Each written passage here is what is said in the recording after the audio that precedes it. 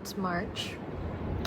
I know it's not officially spring, but I'm claiming that the start of March is the start of spring, and I'm so happy. I love spring. Last weekend I spent dog sitting.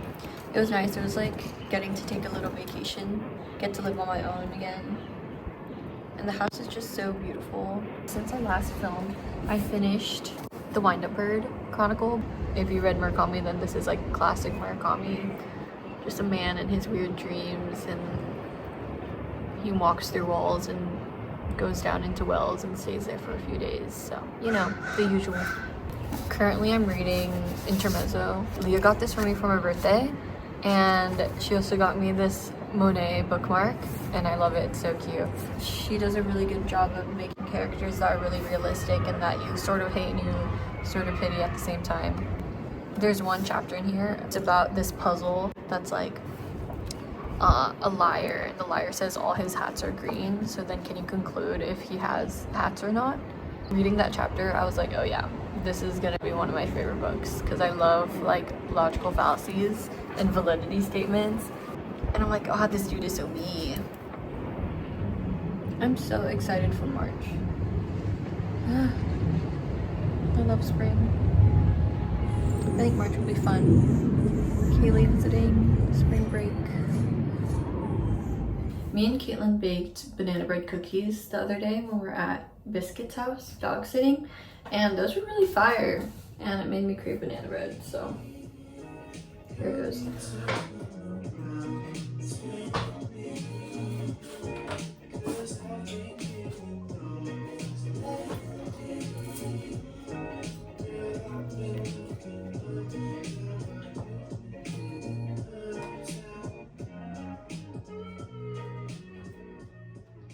I've had Instagram deactivated for 3 weeks now. I decided in February to do a digital detox, and I went cold turkey, deleted, actually deactivated, because deleting just isn't enough. I'm gonna re-download it.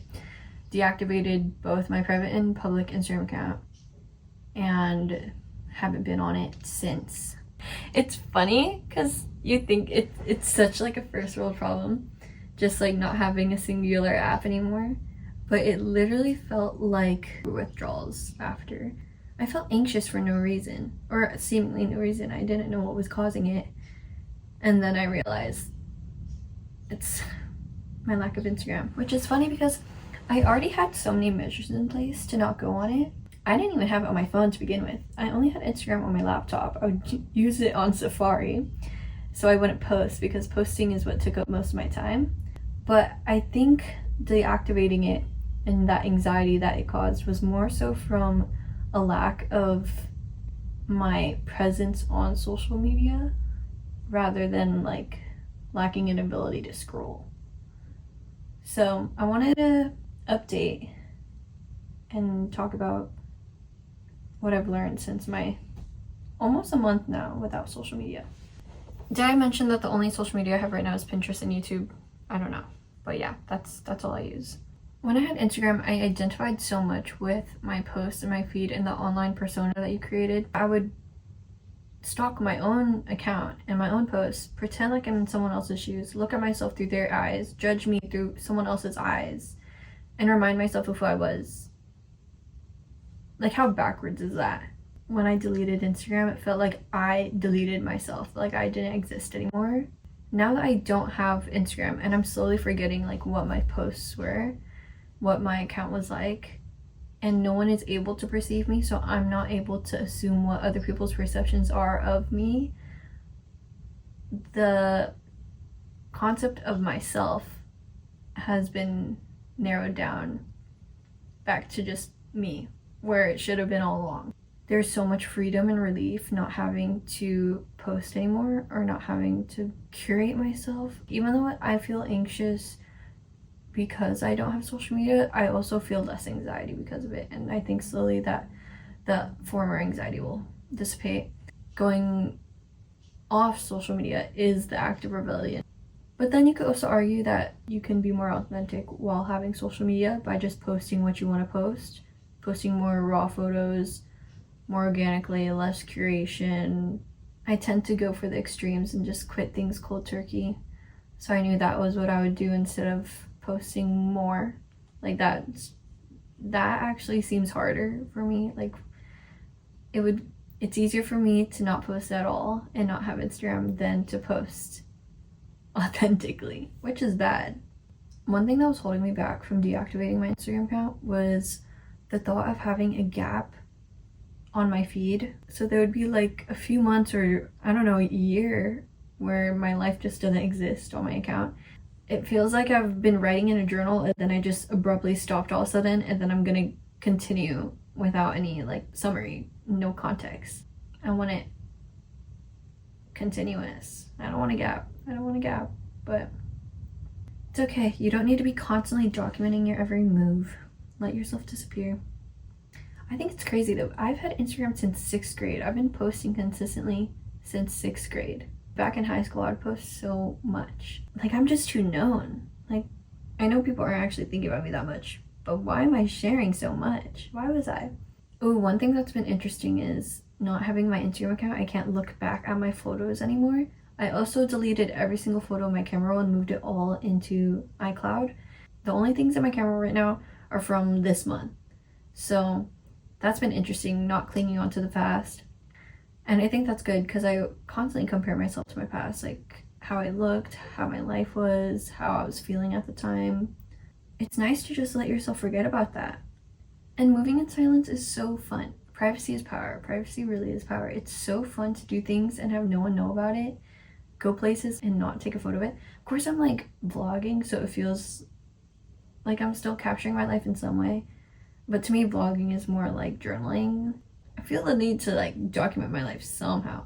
If I didn't even take videos, then I think I would forget my life. Another realization about not having Instagram is now I meet people and they aren't able to see my Instagram and I'm not able to see their Instagram.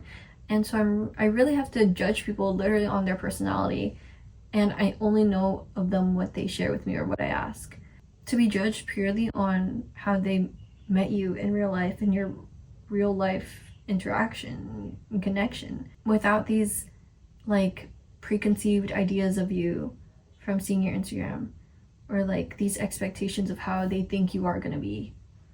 I also was scared that not having Instagram I would feel more disconnected to my friends, especially the ones who I don't get to see in real life as often.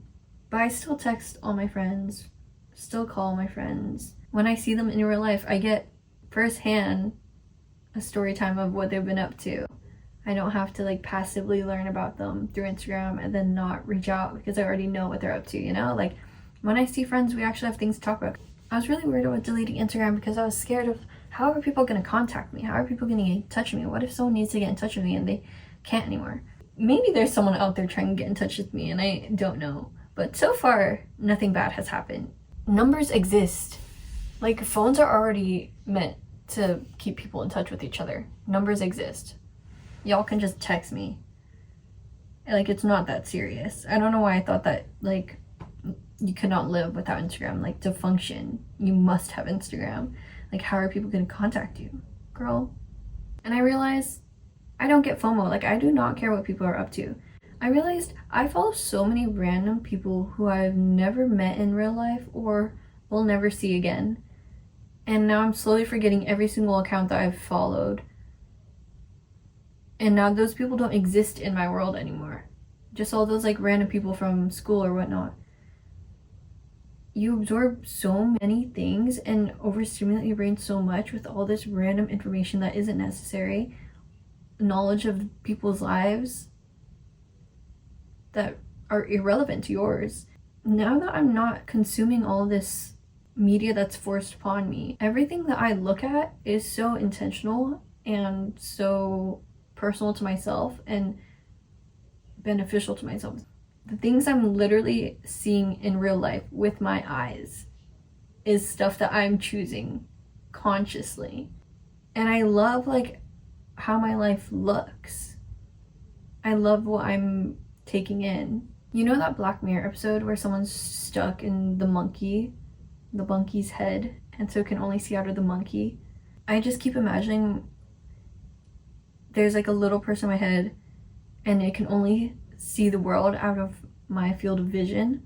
if I was just constantly scrolling on my phone and it was only ever being able to see the screen of my phone.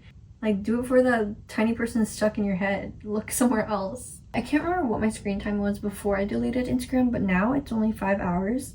But 2 of those hours are spent on Spotify when I teach dance classes and have the app open. 1 of the hours is on my camera filming. And the other 2, Pinterest, maybe texting. So it's really not that much. 2 hours a day. That's an improvement for sure. It's not counting my hours in my laptop, which would be a lot higher from editing and watching YouTube and movies, but 2 hours? Like, that's great. My friend texted the other day, like, what do I do without Instagram? Like, what am I even doing if I'm not scrolling? I'm not as bored as you would think. Even if I have an urge to scroll, it's not out of boredom, it's out of procrastination. So there's always things to do. I have so much time in my days now. You don't realize how much time you waste scrolling on your phone just in the little in-between moments, like at the bus stop or switching between activities. If I have 10 minutes before work, I'll open my book and start reading. But before I would think 10 minutes, that's not enough. I'll just go on Instagram, I'll read later, and then I'll end up not reading. It's nice being able to be apart from my phone and not feel any sort of anxiety. It's just like, I know nothing's happening on it. There's nothing to check, no notifications. I wonder if I'll ever be able to get to the point where I have Instagram downloaded on my phone, but I don't go on it. That feels like putting a cookie in front of me and telling me not to eat it. I do want to be able to post more casually though. Actual casually. Not, that's difficult. Curated casualness. Instagram's just getting too complicated nowadays. I did the same thing to TikTok. I never really had a TikTok addiction or anything, but I decided to just delete it. And then I went years and years without it. Now when I go on the app, it took me so long to relearn it, and all of a sudden there's TikTok shop and the editing is way more complicated and advanced. All these different tabs. I didn't know any of the current trends or music. I have a fear that that's going to happen with Instagram and me now. Once I go back on Instagram, I probably will feel like a completely different app and I'll be so unused to it and I won't know how to work anymore. Then I'll just not use it because I don't know how to use it anymore. Anyways, those are my thoughts. I'll keep you updated on how long this continues. But for now, it'll probably be for a while. It's nice only existing in real life now. I did catch myself on YouTube shorts though. Going down Alyssa Lou reels or shorts, yeah. That's it though. That's it. That's all. Okay. I'm gonna read, journal, watch movies, sleep. Who knows? It's only 8. I still need dinner too, but that's all for today. Good night. I'm still half asleep. It's Saturday morning. I teach 2 dance classes, so I'm gonna go ahead there now. I wake up around 7 and I have to be there by 9. I woke up and it was so hot this morning. It feels like summer. Usually, lately, it's been really cold in the mornings. Like, the bus rides are actually unbearable there, but I think today will be slightly less unpleasant.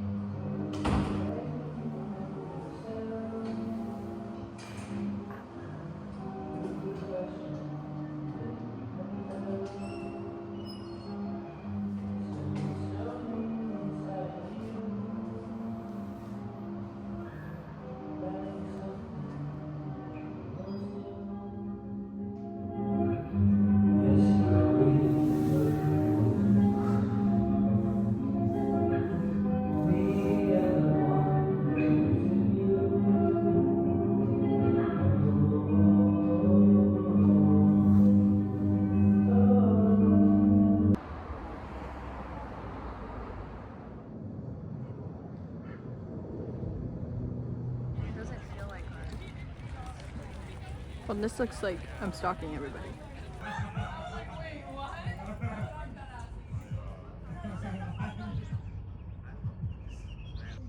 Of course, our picnic is Vommy's. He's coming. He's gonna join the video. Looks like Leo. Like how long his face is. He does when Leo was high. Caitlin, is he high? I just get a picture and he's like, like right, that dog is 100% high. Oh my god. What the heck? I keep of course he lands on you when you're looking like I'm doing happy baby.